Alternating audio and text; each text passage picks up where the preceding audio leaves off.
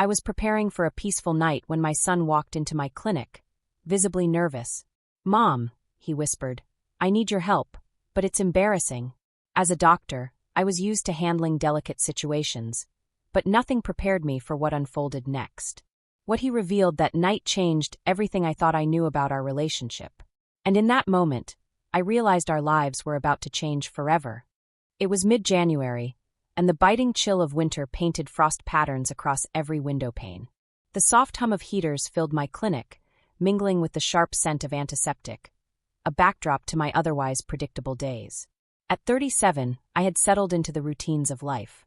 As a respected family physician, I spent my time divided between my patients and the familiar quiet of home. My husband, Richard, a brilliant professor in his late 50s, was a man of intellect, but increasingly distant. We had married when I was young and idealistic, but the warmth of our relationship had long since faded.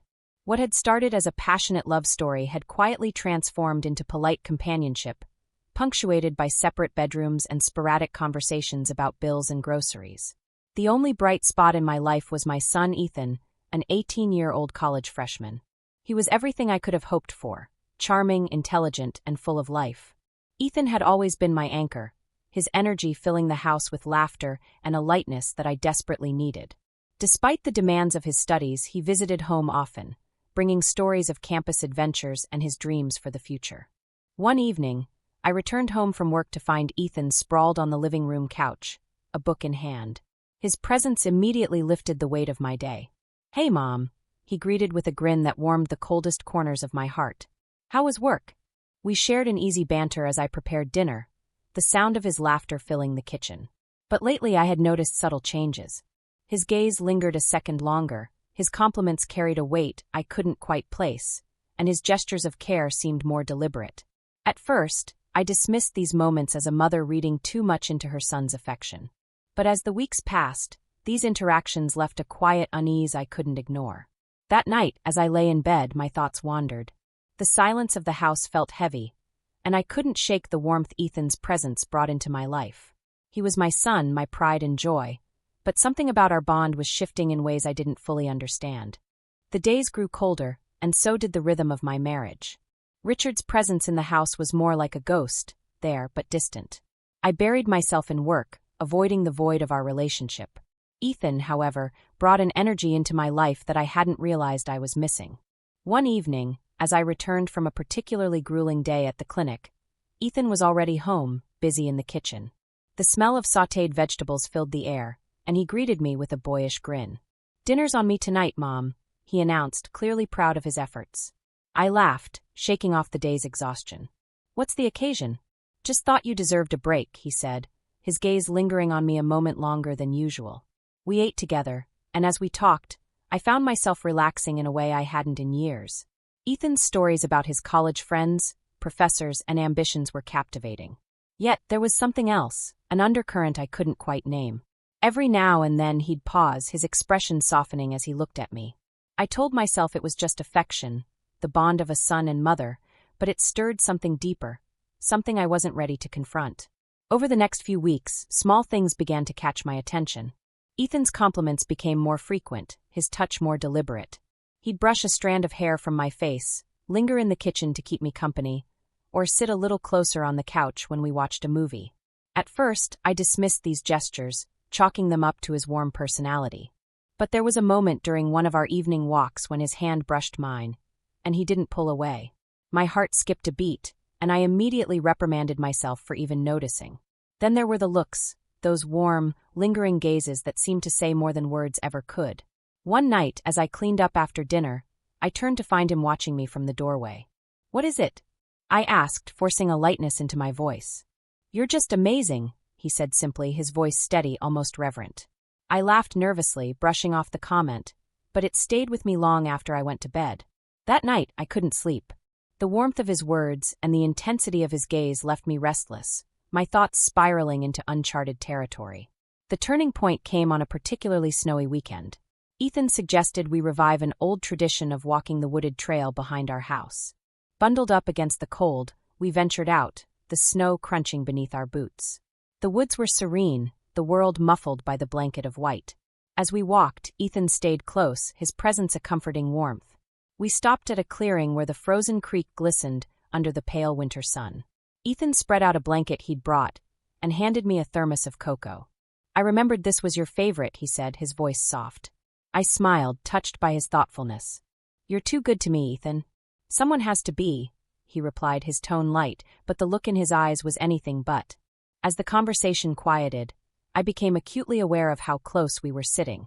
The cold air made my breath visible, mingling with his as we spoke in hushed tones.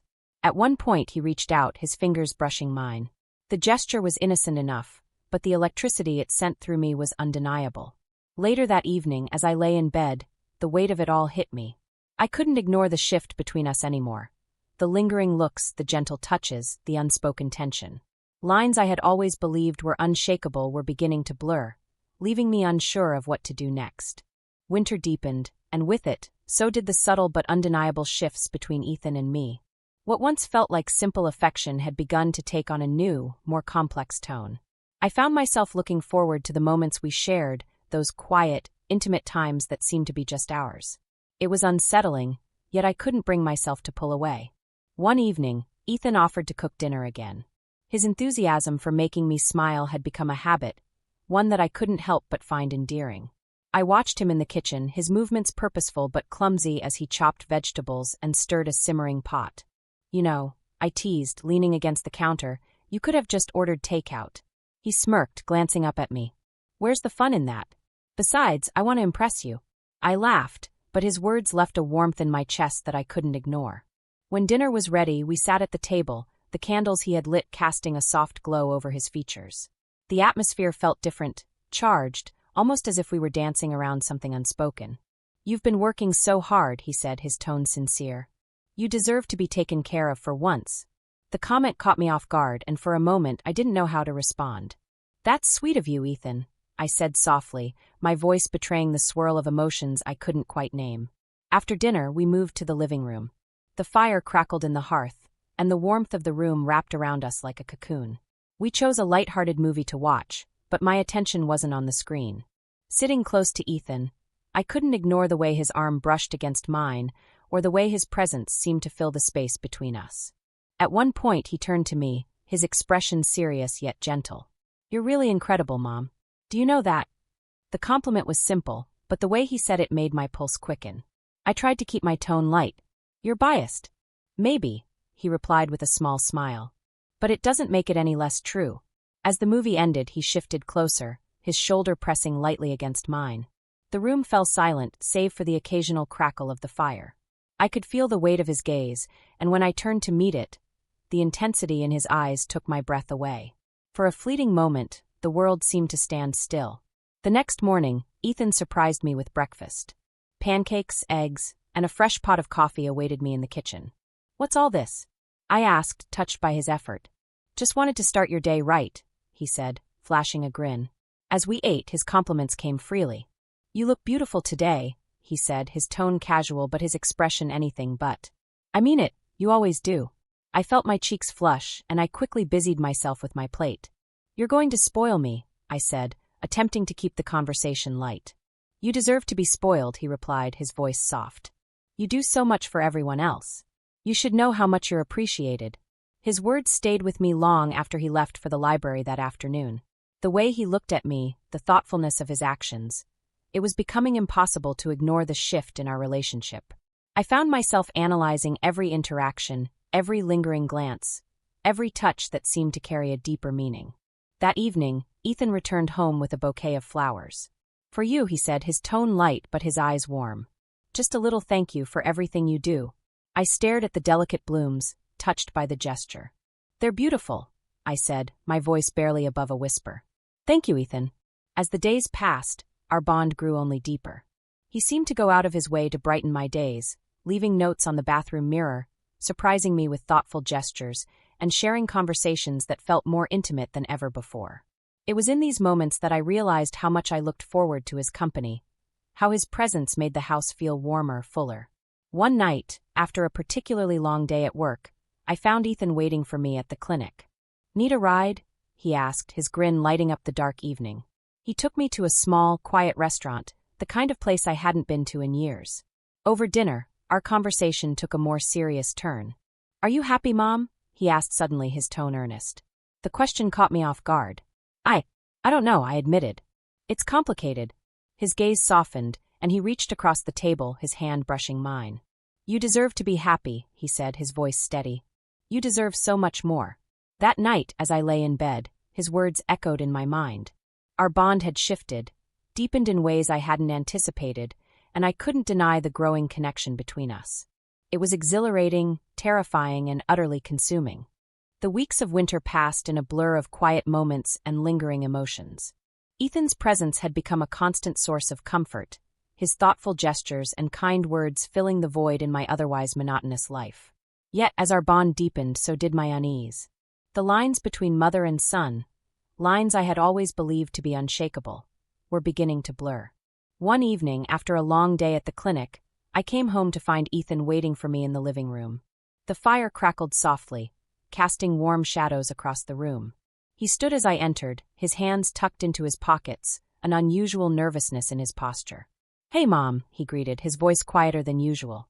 "Hi, sweetheart," I replied, setting my bag down and shrugging off my coat. "Is everything okay?" He hesitated for a moment before nodding. "Yeah, I wanted to talk to you about something." The seriousness in his tone sent a ripple of unease through me. "Of course," I said, moving to sit on the couch. "What's on your mind?" He sat beside me, his gaze fixed on his hands. For a moment, he seemed to struggle with his words. Then, finally, he looked up, his eyes meeting mine. "I feel like things have changed between us," he began, his voice steady but tinged with vulnerability. "And I don't mean in a bad way. It's just different." My heart raced as his words hung in the air. "What do you mean?" I asked cautiously, though I already knew. He took a deep breath, his gaze unwavering. "I feel closer to you than I ever have. And I don't just mean as my mom.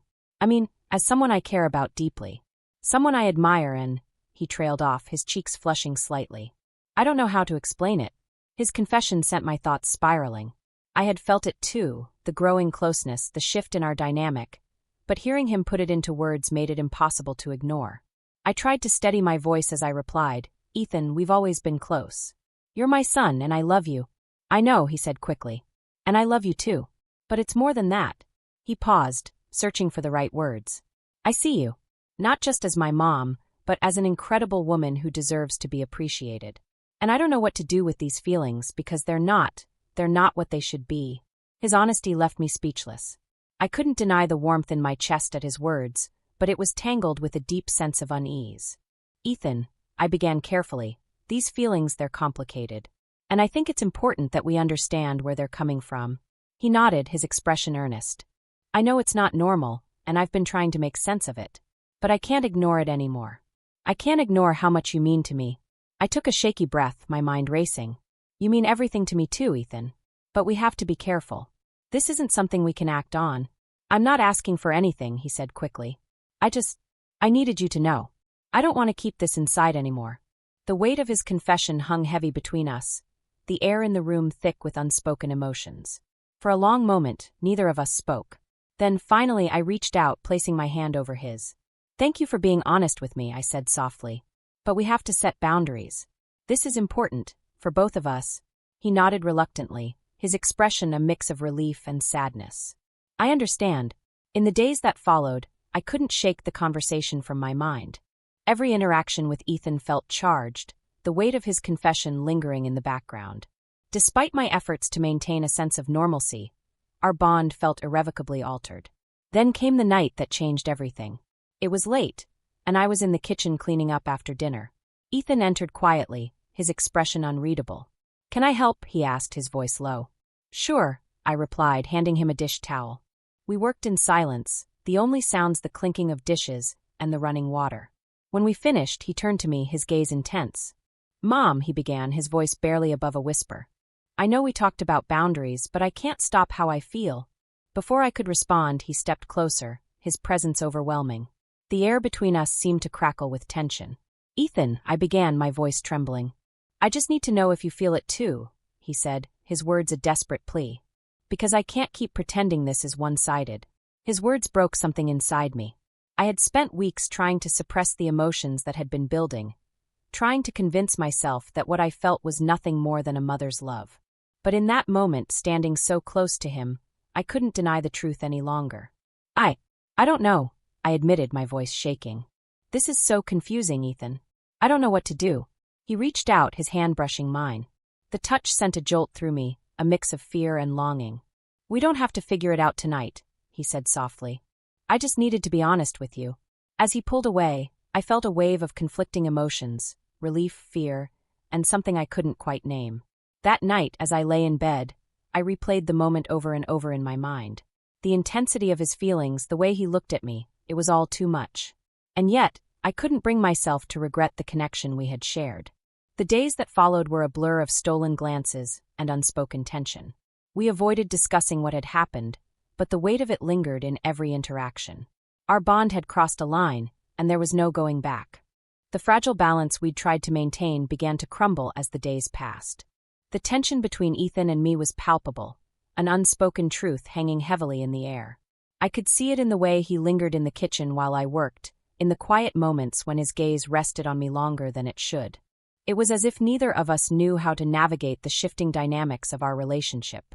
One evening, after a particularly exhausting day at the clinic, I returned home to find Ethan waiting for me in the living room. He had lit a fire, the flames casting a warm glow over his face. "You're working too hard," he said gently as I entered, his tone filled with concern. "You need to take care of yourself." His words, though kind, felt like a reminder of the delicate line we were treading.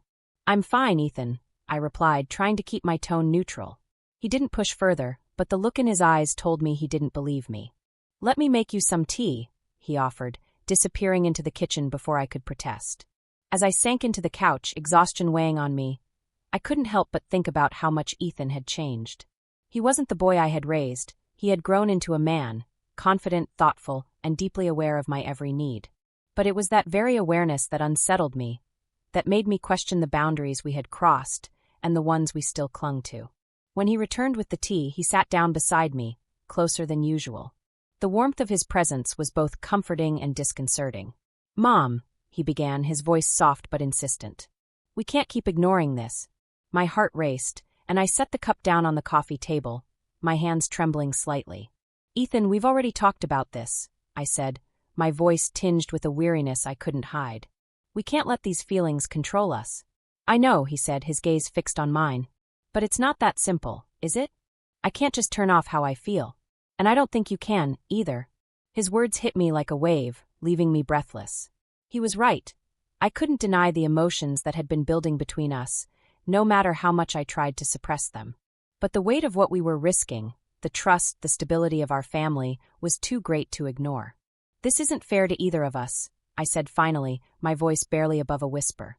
"What we feel, it doesn't change the fact that we have to stop." Ethan looked away, his jaw tightening as he processed my words. For a moment, the silence between us was deafening. Then he stood, running a hand through his hair in frustration. "I don't know how to stop," he admitted, his voice cracking. "I don't know how to go back to the way things were." The raw emotion in his voice broke something inside me. I wanted to comfort him, to take away the pain I had inadvertently caused, but I knew that any gesture, no matter how well-intentioned, would only blur the lines further. "We'll figure it out," I said softly, though I wasn't sure I believed my own words. The following days were a mix of strained silence and forced normalcy. We tried to act as though nothing had changed, but the undercurrent of tension was impossible to ignore. Ethan's gestures of care became more subtle, but they were still there. A cup of tea left on my desk, a thoughtful compliment murmured in passing. Each one felt like a reminder of the closeness we had shared and the distance we were now trying to create.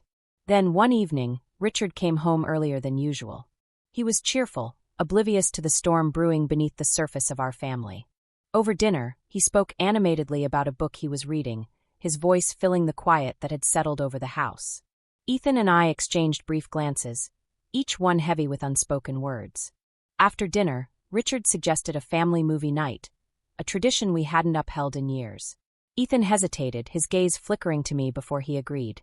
As we sat in the living room, Richard between us, I couldn't help but feel the weight of the situation pressing down on me. Ethan's presence, usually a source of warmth, now felt like a reminder of everything we couldn't say. As the credits rolled and Richard headed upstairs, Ethan lingered behind. "Good night, Mom," he said softly, his eyes searching mine. "Good night, Ethan," I replied, my voice steady but my heart racing. That night, as I lay in bed, I couldn't stop the tears that slipped down my cheeks. The bond we had shared, the connection that had brought so much joy and comfort, was now a source of pain. I had always believed that love was simple, that the boundaries between right and wrong were clear. But now, I found myself in a gray area, struggling to reconcile my feelings with the life I had built. In the days that followed, I threw myself into work, avoiding the house and the weight of what awaited me there. Ethan, too, seemed to retreat, his usual warmth replaced by a quiet distance. The house, once filled with laughter and light, now felt hollow, the tension between us a constant reminder of what we had lost. It was in this silence that I realized the cost of what had happened. The closeness I had cherished with Ethan had been irrevocably altered, and no amount of time or effort could restore what we had before. The consequences of our unspoken feelings were unavoidable, leaving us both to navigate the fallout alone. In the weeks that followed, the chill of winter began to lift, but the weight of what had transpired between Ethan and me lingered. Our once vibrant connection had dulled, replaced by a strained silence that neither of us knew how to break. I immersed myself in my work, seeking solace in the routines of my clinic. Ethan, too, seemed to retreat into his studies, spending longer hours at the library and rarely joining me for meals. One evening, as I sat at the kitchen table, the house quiet around me, Ethan came home earlier than usual. He paused in the doorway, his expression uncertain. "Hey," he said softly. "Hey," I replied, gesturing for him to sit. He hesitated but eventually joined me at the table, the tension between us palpable. For a moment, we sat in silence, the weight of unspoken words hanging heavily in the air. Finally, Ethan broke the stillness. "I've been thinking a lot," he began, his voice steady but tinged with emotion. "About everything." I nodded, my chest tightening. "Me too." He looked down at his hands, fidgeting slightly. "I hate what's happened between us," he admitted. "I hate that I've made things so complicated for you, for us." "You didn't do this alone," I said gently. "We both crossed lines we shouldn't have." He looked up, his gaze filled with regret. I wanted to be there for you, to make you feel seen and appreciated. I never meant for it to go this far." "I know," I said, my voice barely above a whisper. "And I'm grateful for everything you've done. But we need to move forward, Ethan. We need to find a way to rebuild what we've lost." He nodded, his expression resolute. "I don't want to lose you, Mom. I'll do whatever it takes to fix this." His words brought a mix of relief and sadness. I reached across the table, placing my hand over his. "We'll figure it out together," I said. "But it's going to take time." In the days that followed, we began the slow process of healing. Ethan and I worked to redefine our relationship, focusing on rebuilding the foundation of trust and respect that had been shaken. It wasn't easy, there were moments of awkwardness, of lingering tension, but we both knew it was necessary. I sought solace in therapy, finding a space to confront my feelings and gain clarity on how to move forward. Through this process, I came to understand the depth of my loneliness and the vulnerability that had led me down this path. It wasn't an excuse, but it was a step toward understanding and forgiveness, both for Ethan and for myself. Ethan, too, seemed to find his own path to healing. He threw himself into his studies and began spending more time with friends, rediscovering the joy and independence of his youth. Slowly, the vibrant, confident young man I had always known began to reemerge. One evening, as we sat together in the living room, Ethan turned to me, his expression sincere. "I've learned a lot from this, Mom," he said. "About boundaries, about love, and about how much you mean to me. I want us to have a strong relationship, one that we can both be proud of." His words brought a tear to my eye, and I smiled through the emotion. "I want that too, Ethan. More than anything." As winter gave way to spring, the tension that had weighed so heavily on our home began to lift. The laughter and lightness that had once defined our relationship slowly returned, though it was tempered by the lessons we had learned. We found a new rhythm, one built on honesty, respect, and a mutual commitment to moving forward. In the end, the experience left me with a deeper understanding of myself and the complexities of love. I came to realize that boundaries are not just lines drawn to keep others out, but essential structures that protect the relationships we hold dear. And while the road to healing was long and often difficult, it led us to a place of renewed connection and growth. Ethan remained the bright spot in my life, but now, our bond was one rooted in a deeper respect for one another and for the roles we were meant to play. It was a hard-earned lesson, but one that left us stronger and more resilient together. If you were in her position, how would you handle it? Could you rebuild a bond after such a challenging situation? Let me know your thoughts in the comments below. And don't forget to like and subscribe for more gripping stories that will keep you on the edge of your seat. Stay tuned. Our next story dives into a betrayal so shocking, it will leave you speechless. You won't want to miss it.